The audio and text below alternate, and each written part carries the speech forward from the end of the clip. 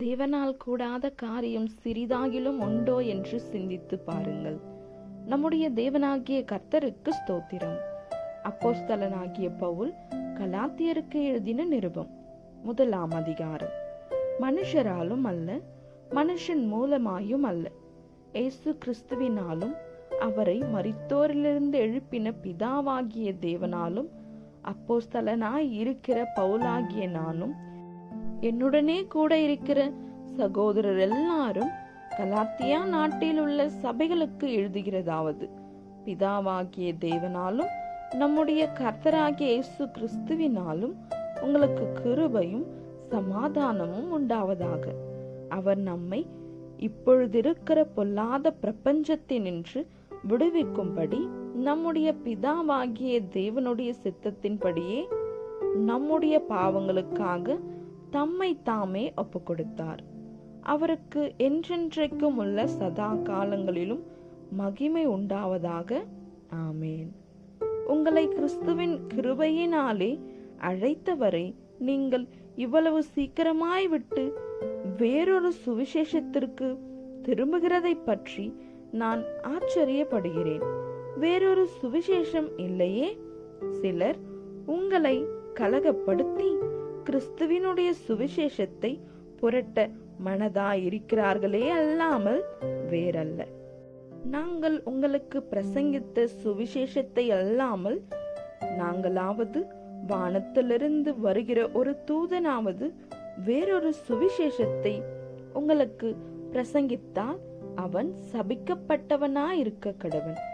முன் சொன்னது போல மறுபடியும் சொல்கிறேன், நீங்கள் ஏற்றுக்கொண்ட சுவிசேஷத்தை அல்லாமல் வேறொரு சுவிசேஷத்தை ஒருவன் உங்களுக்கு பிரசங்கித்தால் அவன் சபிக்கப்பட்டவனாயிருக்க கடவன்.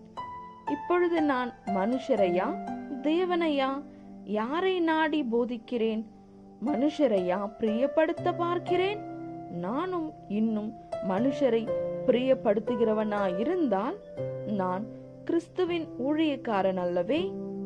மேலும் சகோதரரே, என்னால் பிரசங்கிக்கப்பட்ட சுவிசேஷம் மனுஷருடைய யோசனையின்படி ஆனதல்லவென்று உங்களுக்கு தெரிவிக்கிறேன். நான் அதை ஒரு மனுஷனால் பெற்றதும் இல்லை, மனுஷனால் கற்றதும் இல்லை. இயேசு கிறிஸ்துவே அதை எனக்கு வெளிப்படுத்தினார்.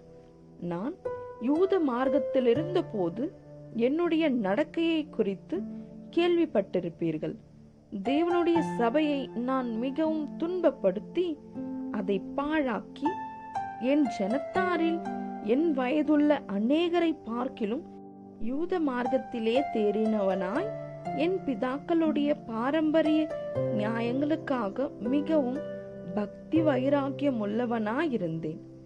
அப்படி இருந்தும் நான் என் தாயின் வயிற்றில் இருந்தது முதல் என்னை பிரித்தெடுத்து தம்முடைய கிருபையினால் அழைத்த தேவன் தம்முடைய குமாரனை நான் புற ஜாதிகளிடத்தில் சுவிசேஷமாய் அறிவிக்கும் பொருட்டாக அவரை எனக்குள் வெளிப்படுத்த பிரியமாயிருந்த போது உடனே நான் மாம்சத்தோடும் இரத்தத்தோடும் யோசனை பண்ணாமலும் எனக்கு முன்னே அப்போஸ்தலரானவர்களிடத்திலே எருசலேமுக்கு போகாமலும் அரபி தேசத்திற்கு புறப்பட்டு போய் மறுபடியும் தமஸ்கு ஊருக்கு திரும்பி வந்தேன். 3 வருஷம் சென்ற பின்பு பேதுருவை கண்டு கொள்ளும்படி நான் எருசலேமுக்கு போய் அவனிடத்தில் 15 நாள் தங்கியிருந்தேன். கர்த்தருடைய சகோதரனாகிய யாக்கோபை தவிர அப்போஸ்தலரில் வேறொருவரையும் நான் காணவில்லை. நான் உங்களுக்கு எழுதுகிற இவைகள் பொய் அல்லவென்று தேவனுக்கு முன்பாக நிச்சயமாய் சொல்லுகிறேன். பின்பு சிரியா சிசிலியா நாடுகளின் புறங்களில் வந்தேன். மேலும் யூதேயா தேசத்திலே கிறிஸ்துவுக்குள்ளான சபைகளுக்கு முகம் அறியாதவனாயிருந்தேன்.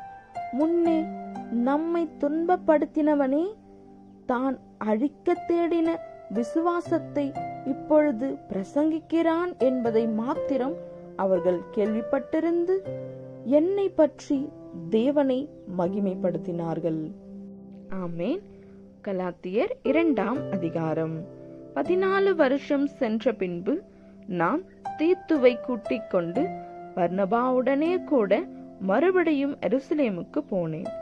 நான் தேவ அறிவிப்பினாலே போய் புற ஜாதிகளிடத்தில் நான் பிரசங்கிக்கிற சுவிசேஷத்தை அவர்களுக்கு விவரித்து காண்பித்தேன். ஆயினும் நான் ஓடுகிறதும் ஓடினதும் வீணாகாதபடிக்கு எண்ணிக்கை உள்ளவர்களுக்கே தனிமையாய் விவரித்து காண்பித்தேன். ஆனாலும் என்னுடனே கூட இருந்த தீத்து கிரேக்கரனாயிருந்தும் விருத்த சேதனம் பண்ணி கொள்ளும்படிக்கு கட்டாயம் பண்ணப்படவில்லை.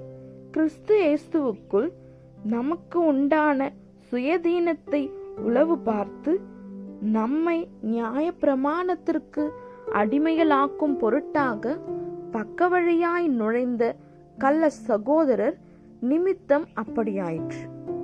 சுவிசேஷத்தின் சத்தியம் உங்களிடத்திலே நிலைத்திருக்கும்படி நாங்கள் ஒரு நாழிகையாகிலும் அவர்களுக்கு கீழ்ப்படிந்து இணங்கவில்லை.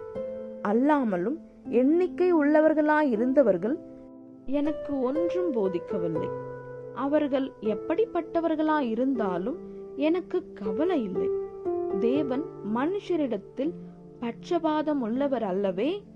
அதுவும் அல்லாமல் விருத்த சேதனம் உள்ளவர்களுக்கு அப்போஸ்தலனாயிருக்கும்படி பேதுருவை பலப்படுத்தினவர் புற ஜாதிகளுக்கு அப்போஸ்தலனாயிருக்கும்படி என்னையும் பலப்படுத்தினபடியால் விருத்த சேதனம் உள்ளவர்களுக்கு சுவிசேஷத்தை பிரசங்கிக்கும்படி பேதுருவுக்கு கையளிக்கப்பட்டது போல விருத்த சேதனம் இல்லாதவர்களுக்கு பிரசங்கிக்கும்படி அது எனக்கு கையளிக்கப்பட்டதென்று அவர்கள் கண்டு எனக்கு அளிக்கப்பட்ட கிருபையை அறிந்தபோது தூண்களாக எண்ணப்பட்ட யாக்கோபும் கேபாவும் யோவானும் தாங்கள் விருத்த சேதனம் உள்ளவர்களுக்கும் நாங்கள் புற ஜாதிகளுக்கும் பிரசங்கிக்கும்படி அந்யோன்ய ஐக்கியத்திற்கு அடையாளமாக எனக்கும் பர்னபாவுக்கும் வலது கை கொடுத்து தரித்திரரை நினைத்து கொள்ளும்படிக்கு மாத்திரம் சொன்னார்கள்.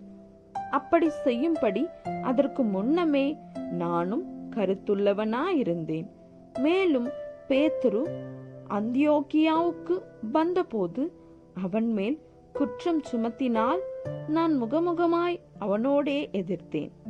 எப்படியெனில் யாக்கோபினிடத்திலிருந்து சிலர் வருகிறதற்கு முன்னே அவன் புற ஜாதியாருடனே சாப்பிட்டான். அவர்கள் வந்தபோதோ விருத்த சேதனம் உள்ளவர்களுக்கு பயந்து விலகி பிரிந்தான். மற்ற யூதரும் அவனுடனே கூட மாயம் பண்ணினார்கள். அவர்களுடைய மாயத்தினாலே பர்னபாவும் இழுப்புண்டான்.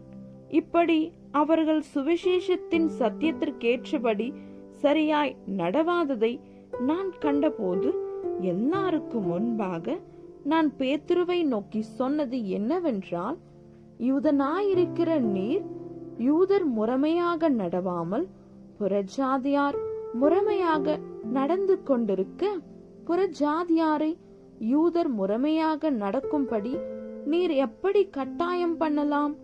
புறஜாதியாரில் பிறந்த பாவிகளாயிராமல் சுபாவத்தின்படி யூதராயிருக்கிற நாமும் இயேசு கிறிஸ்துவை பற்றும் விசுவாசத்தினாலே அன்றி நியாயப்பிரமாணத்தின் கிரியைகளினாலே மனுஷன் நீதிமானாக்கப்படுவதில்லை என்று அறிந்து நியாயப்பிரமாணத்தின் கிரியைகளினாலல்ல கிறிஸ்துவை பற்றும் விசுவாசத்தினாலே நீதிமான்கள் ஆக்கப்படும்படிக்கு கிறிஸ்து இயேசுவின் மேல் விசுவாசிகள் ஆனோம். நியாயப்பிரமாணத்தின் கிரியைகளினாலே எந்த மனுஷனும் நீதிமான்களாக்கப்படுவதில்லை. கிறிஸ்துவுக்குள் நீதிமான்களாக்கப்படும்படி நாடுகிற நாமும் பாவிகளாக காணப்படுவோமானால் கிறிஸ்து பாவத்திற்கு காரணரோ? அல்லவே. நான் இடித்து போட்டவைகளையே நான் மறுபடியும் கட்டினால் பிரமாணத்தை மீறுகிறவன் என்று காணப்படுவேன். தேவனுக்கென்று பிழைக்கும்படி நான் நியாய பிரமாணத்தினாலே நியாய பிரமாணத்திற்கு மரித்தேனே. கிறிஸ்துவுடனே கூட சிலுவையில் அறையப்பட்டேன். ஆயினும் பிழைத்திருக்கிறேன். இனி நான் அல்ல, கிறிஸ்துவே எனக்குள் பிழைத்திருக்கிறார். நான் இப்பொழுது மாம்சத்தில் பிழைத்திருக்கிறதோ, என்னில் அன்பு கூர்ந்து எனக்காக தம்மை தாமே ஒப்பு கொடுத்த தேவனுடைய குமாரனை பற்றும் விசுவாசத்தினாலே பிழைத்திருக்கிறேன். நான் தேவனுடைய கிருபையை விருதாவாக்குகிறதில்லை. நீதியானது நியாய பிரமாணத்தினாலே வருமானால் கிறிஸ்து மரித்தது வீணாயிருக்குமே. ஆமென். கலாத்தியர் 3ஆம் அதிகாரம். புத்தி இல்லாத கலாத்தியரே, நீங்கள் சத்தியத்திற்கு கீழ்ப்படியாமற் போகத்தக்கதாக உங்களை மயக்கினவன் யார்? இயேசு கிறிஸ்து சிலுவையில் அறையப்பட்டவராக உங்கள் கண்களுக்கு முன் பிரதிச்சியமாய் உங்களுக்குள்ளே வெளிப்படுத்தப்பட்டிருந்தாரே. ஒன்றை மாத்திரம் உங்களிடத்தில் அறிய விரும்புகிறேன். நியாயப்பிரமாணத்தின் கிரியைகளினாலேயோ விசுவாச கேள்வியினாலேயோ எதினாலே ஆவியை பெற்றீர்கள்? ஆவியினாலே ஆரம்பம் பண்ணின நீங்கள் இப்பொழுது மாம்சத்தினாலே முடிவு பெறப்போகிறீர்களோ? நீங்கள் இத்தனை புத்தியினரா? இத்தனை பாடுகளையும் வீணாய் பட்டீர்களோ? அவைகள் வீணாய் போயிற்றே. அன்றியும் உங்களுக்கு ஆவியை அளித்து உங்களுக்குள்ளே அற்புதங்களை நடப்பிக்கிறவர் அதை நியாய பிரமாணத்தின் கிரியைகளினாலேயோ விசுவாச கேள்வியினாலேயோ எதினாலே செய்கிறீர்? அப்படியே ஆபிரகாம் தேவனை விசுவாசித்தான், அது அவனுக்கு நீதியாக எண்ணப்பட்டது. ஆகையால் விசுவாச மார்க்கத்தார்கள் எவர்களோ அவர்களே ஆபிரகாமின் பிள்ளைகள் என்று அறிவீர்களாக. மேலும் தேவன் விசுவாசத்தினாலே பிற ஜாதிகளை நீதிமான்களாக்குகிறார் என்று வேதம் முன்னாக கண்டு உங்களுக்குள் சகல ஜாதிகளுக்கும் ஆசீர்வதிக்கப்படும் என்று ஆபிரகாமுக்கு சுவிசேஷமாய் முன்னறிவித்து, அந்தபடி விசுவாச மார்க்கத்தார் விசுவாசமுள்ள ஆபிரகாமுடனே ஆசீர்வதிக்கப்படுகிறார்கள். நியாயப்பிரமாணத்தின் கிரியைக்காரராகிய யாவரும் சாபத்திற்குட்பட்டிருக்கிறார்கள். நியாயப்பிரமாண புஸ்தகத்தில் எழுதப்பட்டவைகளை எல்லாம் செய்யத்தக்கதாக அவைகளில் நிலைத்திராதவன் எவனோ அவன் சபிக்கப்பட்டவன் என்று எழுதியிருக்கிறதே. நியாய பிரமாணத்தினாலே ஒருவனும் தேவனிடத்தில் நீதிமான்களாகிறதில்லை என்பது வெளியரங்கமாயிருக்கிறது. ஏனெனில் விசுவாசத்தினாலே நீதிமான் பிழைப்பான் என்று எழுதியிருக்கிறதே. நியாய பிரமாணமோ விசுவாசத்திற்குரியதல்ல, அவைகளை செய்கிற மனுஷனே அவைகளால் பிழைப்பான். மரத்திலே தூக்கப்பட்ட எவனும் சபிக்கப்பட்டவன் என்று எழுதியிருக்கிறபடி கிறிஸ்து நமக்காக சாபமாகி நியாய பிரமாணத்தின் சாபத்திற்கு நம்மை நீங்களாக்கி மீட்டு கொண்டார். ஆபிரகாமுக்கு உண்டான ஆசீர்வாதம் கிறிஸ்து இயேசுவினால் புற ஜாதிகளுக்கு வரும்படியாகவும், ஆவியை குறித்து சொல்லப்பட்ட வாக்குத்தத்தத்தை நாம் விசுவாசத்தினாலே பெறும்படியாகவும் இப்படியாயிற்று. சகோதரரே, மனுஷர் முறைமையின்படி சொல்லுகிறான். மனுஷர்களுக்குள்ளே உறுதி பண்ணப்பட்ட உடன்படிக்கையை ஒருவனும் தள்ளுகிறதும் இல்லை, அதனோடே ஒன்றையும் கூட்டுகிறதும் இல்லை. ஆபிரகாமுக்கும் அவனுடைய சந்ததிக்கும் வாக்குத்தத்தங்கள் பண்ணப்பட்டன. சந்ததிகளுக்கு என்று அநேகரை குறித்து சொல்லாமல் உன் சந்ததிக்கு என்று ஒருவனை குறித்து சொல்லி இருக்கிறார். அந்த சந்ததி கிறிஸ்துவே. ஆதலால் நான் சொல்கிறது என்னவெனில், கிறிஸ்துவை முன்னிட்டு தேவனால் முன் உறுதி பண்ணப்பட்ட உடன்படிக்கையை 130 வருஷத்திற்கு பின்பு உண்டான நியாய பிரமாணமானது தள்ளி வாக்குத்தத்தத்தை வியர்த்தமாக்க மாட்டாது. அன்றியும் சுதந்திரமானது நியாய பிரமாணத்தினாலே உண்டானால் அது வாக்குத்தத்தத்தினாலே உண்டாயிராது. தேவனது ஆபிரகாமுக்கு வாக்குத்தத்தத்தினாலே அருளி செய்தாரே. அப்படியானால் நியாய பிரமாணத்தின் நோக்கம் என்ன? வாக்குத்தத்தத்தை பெற்ற சந்ததி வருமளவும் அது அக்கிரமங்களின் நிமித்தமாக கூட்டப்பட்டு தேவதூதரை கொண்டு மத்தியஸ்தன் கையிலே கட்டளையிடப்பட்டது. மத்தியஸ்தன் ஒருவனுக்குரியவன் அல்ல, தேவனோ ஒருவர்.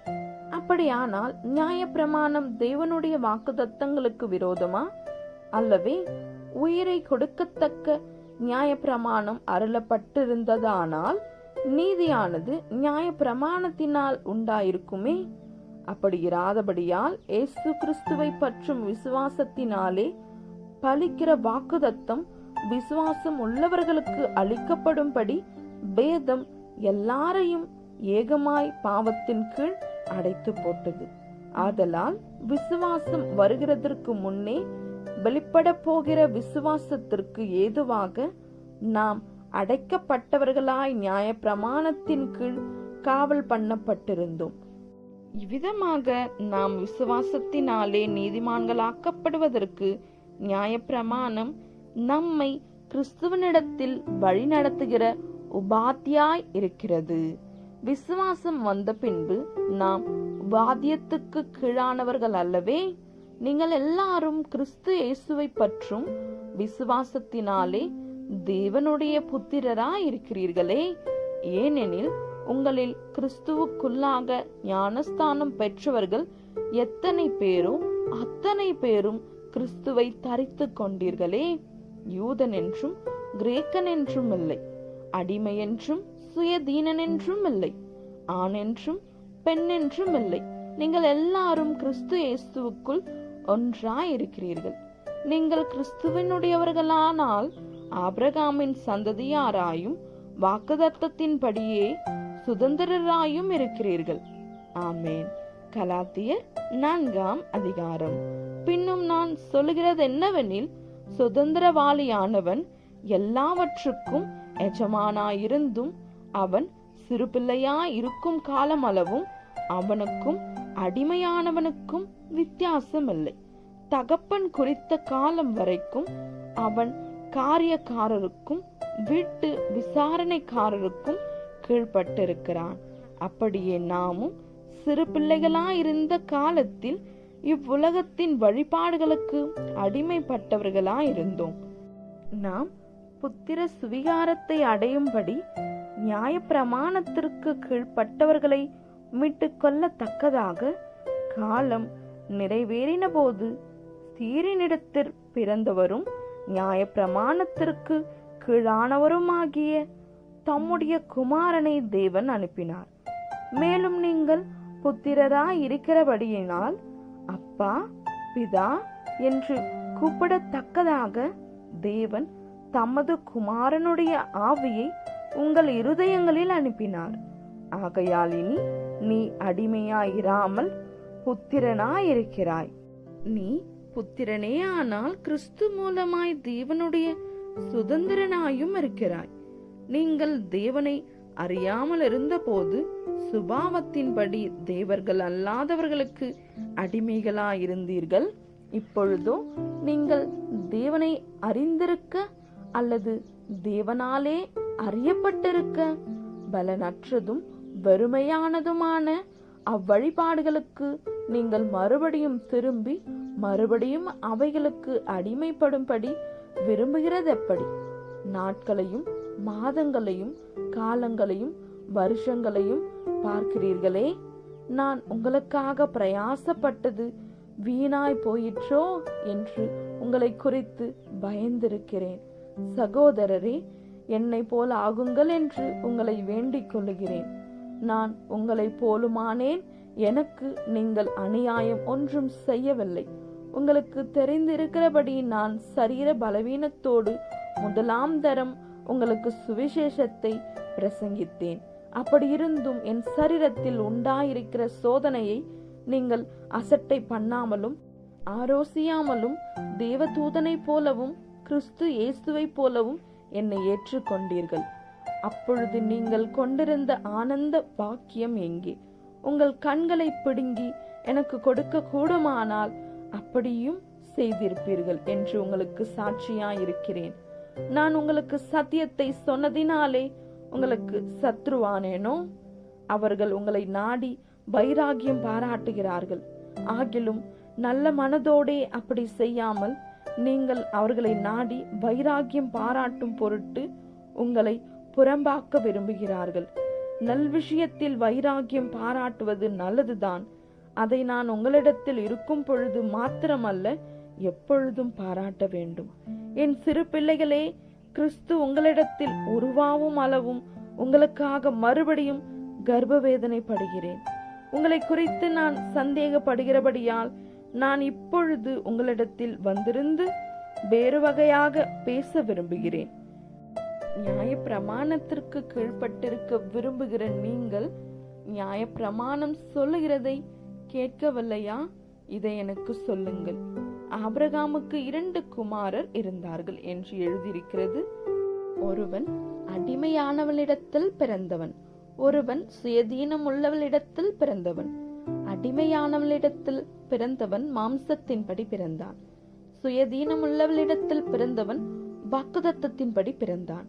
இவைகள் ஞான அர்த்தம் உள்ளவைகள். அந்த ஸ்திரீகள் 2 ஏற்பாடுகளாம். ஒன்று சீனாய் மலையில் உண்டான ஏற்பாடு. அது அடிமைத்தனத்திற்குள்ளாக பிள்ளை பெறுகிறது. அது ஆகார் என்பவள்தானே. ஆகார் என்பது அரபி தேசத்தில் உள்ள சீனாய் மலை. அந்த ஆகார் இப்பொழுது இருக்கிற எருசலேமுக்கு சரி. இவள் தன் பிள்ளைகளோடு கூட அடிமைப்பட்டிருக்கிறாளே. மேலான எருசலேமும் சுயதீனம் உள்ளவள். அவளே நாம் எல்லாருக்கும் தாயானவள். அந்தபடி பிள்ளை பெறாத மலடியே மகிழ்ந்திரு. கர்ப்பவேதனை படாதவளே களிப்பாய் எழும்பி ஆர்ப்பரி. புருஷன் உள்ளவளை பார்க்கிலும் அநாத ஸ்திரீக்கே அதிக பிள்ளைகள் உண்டு என்று எழுதியிருக்கிறது. சகோதரரே, நாம் ஈசாக்கை போல வாக்குத்தத்தத்துக்கு பிள்ளைகளாயிருக்கிறோம். ஆகிலும் மாம்சத்தின்படி பிறந்தவன் ஆவியின்படி பிறந்தவனை அப்பொழுது துன்பப்படுத்தினது போல இப்பொழுதும் நடந்து வருகிறது. அதை குறித்து வேதம் என்ன சொல்லுகிறது? அடிமையானவளின் மகன் சுயதீனம் உள்ளவளுடைய குமாரனோடே சுதந்திரவாளியாய் இருப்பதில்லை. ஆகையால் அடிமையானவளையும் அவளுடைய மகனையும் புறம்பே தள்ளு என்று சொல்கிறது. இப்படி இருக்க சகோதரரே, நாம் அடிமையானவளுக்கு பிள்ளைகளாயிராமல் சுயதீனம் உள்ளவளுக்கே பிள்ளைகளாயிருக்கிறோம். ஆமேன். கலாத்தியர் 5ஆம் அதிகாரம். ஆனபடியினாலே நீங்கள் மறுபடியும் அடிமைத்தனத்தின் நுகத்துக்குட்படாமல் கிறிஸ்து நமக்கு உண்டாக்கின சுயதீன நிலைமையிலே நிலை கொண்டிருங்கள். இதோ நீங்கள் விருத்த சேதனம் பண்ணிக்கொண்டால் கிறிஸ்துவினால் உங்களுக்கு ஒரு பிரயோஜனமும் இராது என்று பவுலாகிய நான் உங்களுக்கு சொல்லுகிறேன். மேலும் விருத்த சேதனம் பண்ணி கொள்ளுகிற எந்த மனுஷனும் நியாயப்பிரமாணம் முழுவதையும் நிறைவேற்ற கடனாளியாயிருக்கிறான் என்று மறுபடியும் அப்படிப்பட்டவனுக்கு சாட்சியாக சொல்லுகிறேன். நியாயப்பிரமாணத்தினால் நீதிமான்களாக விரும்புகிற நீங்கள் யாவரும் கிறிஸ்துவை விட்டு பிரிந்து கிருபை நின்று விழுந்தீர்களே.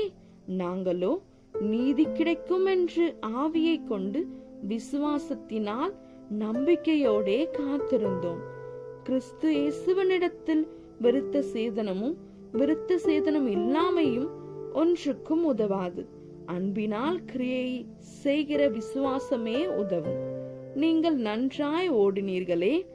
சத்தியத்திற்கு கீழ்ப்படியாமற் போக உங்களுக்கு தடை செய்தவன் யார்? இந்த போதனை உங்களை அழைத்தவரால் உண்டானதல்ல.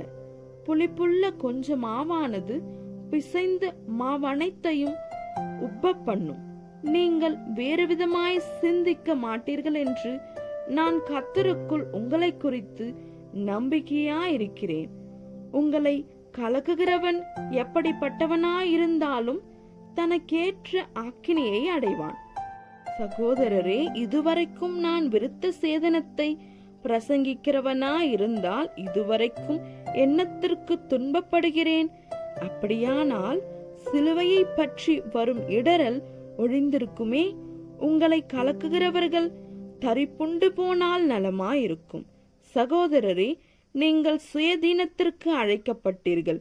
இந்த சுயதீனத்தை நீங்கள் மாம்சத்திற்கு ஏதுவாக அனுசரியாமல் அன்பினாலே ஒருவருக்கொருவர் ஊழியம் செய்யுங்கள். உன்னிடத்தில் நீ அன்பு கூறுவது போல பிறனிடத்திலும் அன்பு கூறுவாயாக என்கிற இந்த ஒரே வார்த்தையிலே நியாயப்பிரமாணம் முழுவதும் நிறைவேறும். நீங்கள் ஒருவரை ஒருவர் கடித்து பட்சித்தீர்கள் ஆனால் அழிவீர்கள். அப்படி ஒருவரால் ஒருவர் அழிக்கப்படாதபடிக்கு எச்சரிக்கையாயிருங்கள். பின்னும் நான் சொல்கிறது என்னவென்றால், ஆவிக்கேற்றபடி நடந்து கொள்ளுங்கள், அப்பொழுது மாம்ச இச்சையை நிறைவேற்றாதிருப்பீர்கள். மாம்சம் ஆவிக்கு விரோதமாகும், ஆவி மாம்சத்துக்கு விரோதமாகும் இச்சிக்கிறது. நீங்கள் செய்ய வேண்டும் என்று இருக்கிறவைகளை செய்யாதபடிக்கு இவைகள் ஒன்றுக்கொன்று விரோதமாயிருக்கிறது. ஆவியினால் நடத்தப்படுவீர்கள், ஆனால் நீங்கள் நியாயப்பிரமாணத்திற்கு கீழ்ப்பட்டவர்கள் அல்ல. மாம்சத்தின் கிரியைகள் வெளியரங்கமாயிருக்கின்றன.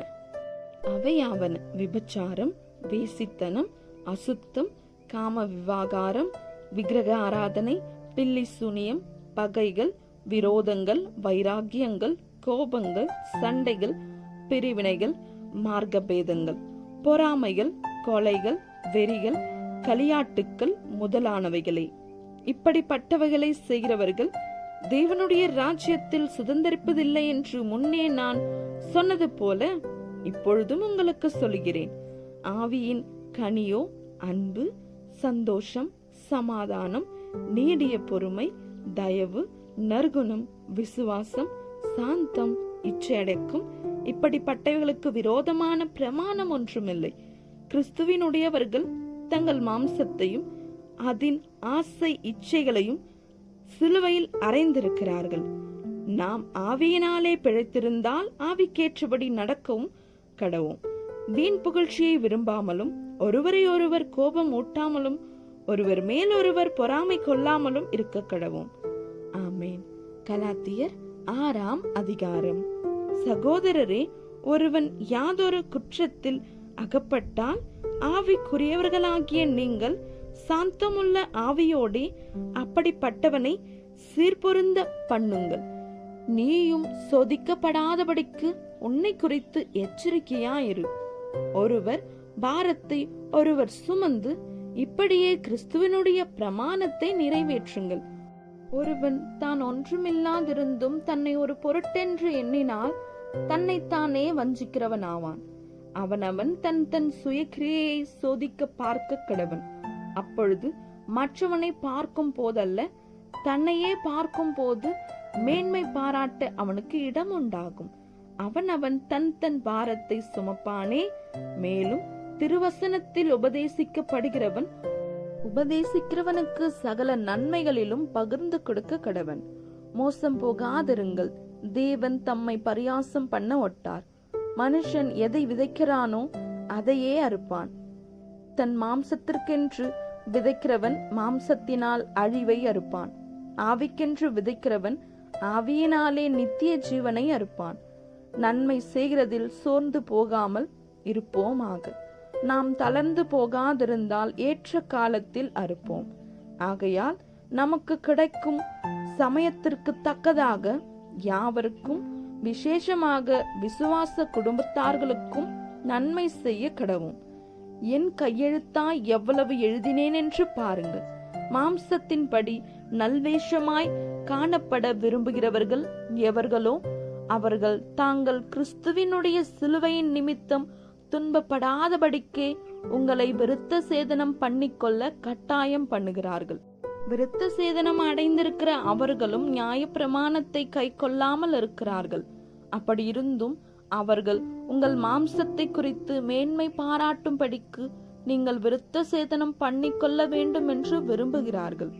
நானோ நம்முடைய கர்த்தராகிய இயேசு கிறிஸ்துவின் சிலுவையை குறித்தே அல்லாமல் வேறொன்றையும் குறித்து மேன்மை பாராட்டாதிருப்பேனாக.